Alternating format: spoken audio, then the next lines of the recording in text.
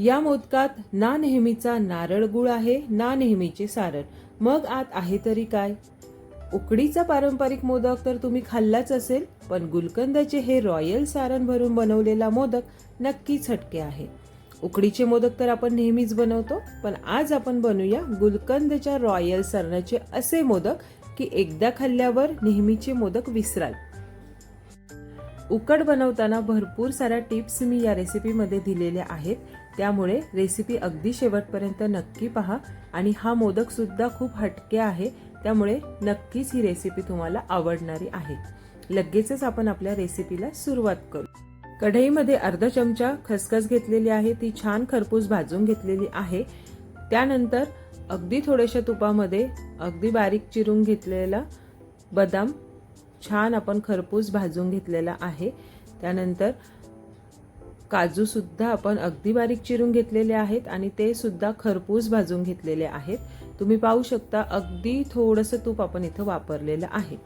त्यानंतर पूर्ण 1 वाटी डेसिकेटेड कोकोनट घेतलेलं आहे आणि ते सुद्धा आपल्याला अगदी थोड्याशा तुपावर छान खरपूस भाजून घ्यायचं आहे. गॅस अगदी मंद ठेवायचा आहे. ह्या डेसिकेटेड कोकोनटच्या ऐवजी तुम्ही ओला नारळ सुद्धा वापरू शकता 1 कप, किंवा सुकं खोबरं अगदी बारीक मिक्सरला करून ते सुद्धा वापरू शकता 1 कप. ज्या प्रमाणात आपण डेसिकेटेड कोकोनट घेतलेला आहे त्याच प्रमाणामध्ये आपल्याला 1 कप पूर्ण गुलकंद घ्यायचा आहे. गुलकंद सुद्धा आपण यामध्ये छान मिक्स करून घेणार आहोत. गुलकंद ऑलरेडी शिजलेला असतो, त्यामुळे जास्त वेळ आपल्याला हे सारण गॅसवर ठेवायचं नाहीये. गॅस अगदी बारीक करायचा. त्यानंतर हे मिश्रण छान मिक्स करून घ्यायचे आणि गॅस लगेचच आपल्याला घालवायचा आहे, कारण गुलकंदचा रंग किंवा सुवास यामुळे जाऊ शकतो जर जास्त ते भाजलं गेलं तर. अगदी मंद आचेवरच आपण हे मिक्स करून घेणार आहोत. आणि तुम्ही पाहू शकता खूप सुंदर गुलाबी रंग याला आलेला आहे. आता खसखस आपण जी भाजून घेतली होती खरपूस, ती थोडीशी कुटून घ्यायची आहे, त्यामुळे चव एन्हान्स होते. तुम्ही इतरही मोदक कुठले करत असाल तर हीच पद्धत वापरा. थोडेसे खसखस नेहमी कुटून घ्यावी. त्यानंतर आता आपण हे मिश्रण जे आहे गुलकंद आणि खोबऱ्याचं मिश्रण, त्यामध्ये हे सगळे ड्रायफ्रुट्स खसखस घालून घेणार आहोत. ड्रायफ्रुट्स तुम्ही तुमच्या आवडीप्रमाणे घालू शकता. इथे मी 1 चमचा मिल्क पावडर वापरलेली आहे. मिल्क पावडर अगदी ऑप्शनल आहे, पण याने ह्या सारणाला खूप सुंदर अशी चव येते. आणि अर्धा चमचा वेलची पावडर घालून हे मिश्रण आपण छान एकजीव करून घेणार आहोत. खूप सुंदर हे सारण तयार झालेलं आहे. याची चव खूप अप्रतिम येते. आता कढईमध्ये आपल्याला उकड काढून घ्यायची आहे. त्यासाठी पूर्ण 1 वाटी इथे पाणी घेतलेलं आहे. त्यानंतर या पाण्यामध्ये आपण अर्धा चमचा तूप घालून घेणार आहोत. अर्धा चमचा मीठ घालायचं आहे आणि आपल्या मोदकाला छान चकाकी येण्यासाठी थोडेसे साखरेचे दाणे मी इथे घालून घेतलेले आहेत. छान उकळी आल्यानंतर पूर्ण 1 वाटी तांदळाची पिठी आपण घेतलेली आहे. जेवढं प्रमाणात पाणी असतं तेवढ्याच प्रमाणात तांदळाची पिठी घ्यायची आहे. हे जे तांदळाचं पीठ आहे ते इंद्रायणी तांदळाचं आहे. हल्ली बाजारात विकत सुद्धा उकडीच्या मोदकाचे पीठ मिळतं, तर तेही तुम्ही वापरू शकता. त्यानेही सुंदर मोदक होतात. आता हे सारण छान एकजीव करून घ्यायचं. गॅस पूर्णपणे बंद करायचा आणि त्यावर झाकण ठेवून घ्यायचं आहे आणि 10 ते 15 मिनिटं आपल्याला हे असंच ठेवायचं आहे गॅस बंद करून. 10 ते 15 मिनिटानंतर ही जी उकड आहे ती मी ताटामध्ये काढून घेतलेली आहे.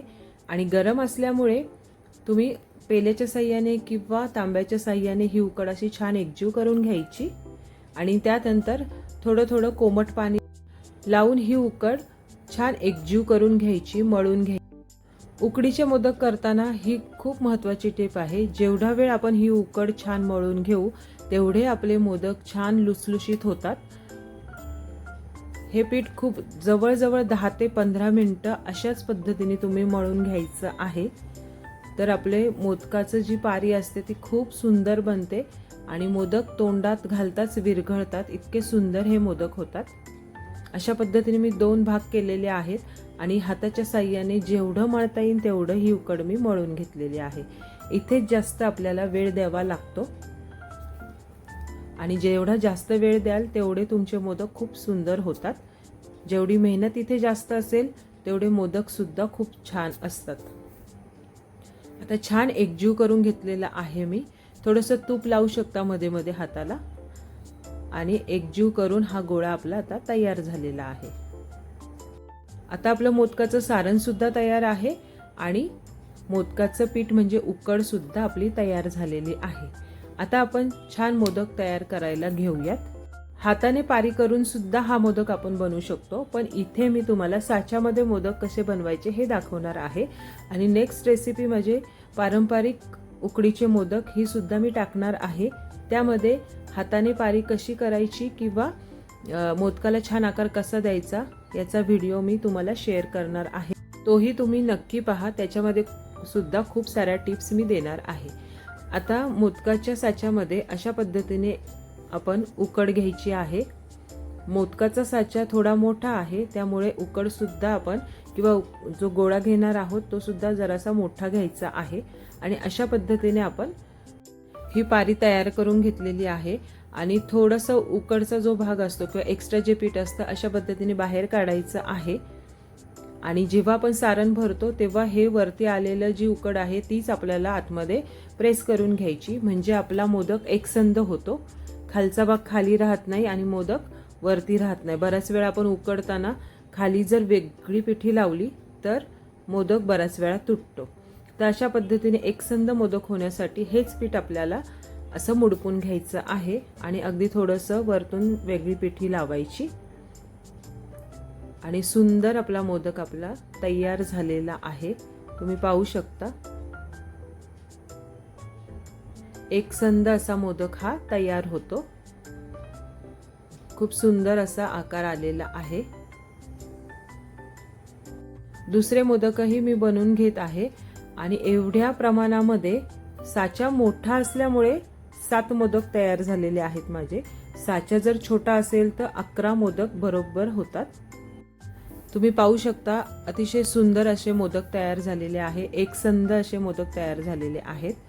खालूनही अगदी व्यवस्थित झालेला आहे मोदक आणि भरीव झालेला आहे।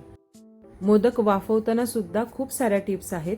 सर्वात प्रथम पाणी छान उकळून घ्यायचं आहे, अर्ध्याच्या कमी पाणी घेतलेलं आहे। त्यानंतर वरती आपण कॉटनचा एखादा कपडा ठेवायचा आहे। कॉटनच्या कपड्यामुळे खाली मोदक अजिबात चिटकत नाही। थोडंसं पाणी शिंपडून घ्यायचं याच्यावर, म्हणजेच थोडासा ओलसर करायचा आहे आणि हे मोदक अशा पद्धतीने पाण्यामध्ये काढून नंतर वाफवायचे आहेत।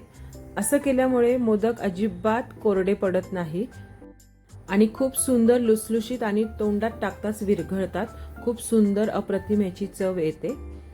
स्प्रे बॉटल असेल तर स्प्रे बॉटलनी सुद्धा तुम्ही स्प्रे करू शकता किंवा सिंपल पाणी तुम्ही त्याच्यावर शिंपडू शकता, पण अशा पद्धतीने खूप सुंदर मोदक होतात। तर सगळे मोदक मी अशा पद्धतीने पाण्यामध्ये काढून वाफवायला ठेवलेले आहेत आणि तुम्हाला मगाशी सांगितल्याप्रमाणे 7 ते 8 मोदक होतात मोठे केले तर, आणि लहान केले तर 11 मोदक बरोबर होतात। हे प्रमाण 1 वाटीचं उकडीचं प्रमाण हे बरोबर आहे 11 मोदकांसाठी। फक्त 10 मिनिटं शिजायला लागतात, कारण की आपली उकड सुद्धा शिजलेली असते आणि सारण सुद्धा शिजलेलं असतं आणि आपण ते पाण्यातून मोदक काढलेले असतात, त्यामुळे फक्त 10 मिनिटंच आपल्याला वाफवायला लागतात। अशा पद्धतीने खूप सुंदर असे मोदक तयार झालेले आहेत आणि तुम्ही त्याचा रंग पाहू शकता, पिंकिश रंग आलेला आहे, थोडा पिंक दिसत आहे। खूप अप्रतिम लागतात, नक्की करून पहा। गणपती बाप्पाचं आगमन आता थोड्याच दिवसात आहे, तर हे मोदक तुम्ही आधीच ट्राय करून पाहू शकता आणि आपल्या गणपती बाप्पाला हा नैवेद्य दाखवू शकता। इथे मी पिस्ता लावून डेकोरेशन केलेलं आहे। तुम्ही गुलाबाच्या पाकळ्या वापरूनही डेकोरेट करू शकता जर आवडत असेल तर।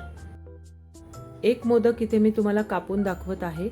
खूप सुंदर असा हा मोदक झालेला आहे. त्याचा रंग सुद्धा खूप सुंदर आलेला आहे. रेसिपी शेवटपर्यंत पाहिल्याबद्दल खरंच तुम्हा सर्वांचे खूप खूप मनापासून धन्यवाद. अशा छान छान मोदकाच्या रेसिपी पाहण्यासाठी स्वराज किचन या चॅनलला नक्की सबस्क्राईब करायला विसरू नका. रेसिपी आवडली असेल तर नक्की लाईक, कमेंट आणि जास्तीत जास्त शेअर करा. आणि सर्वात महत्त्वाचं म्हणजे हेल्दी खा आणि हेल्दी राहा. आणि हे गुलकंदचे हटके मोदक नक्कीच ट्राय करा.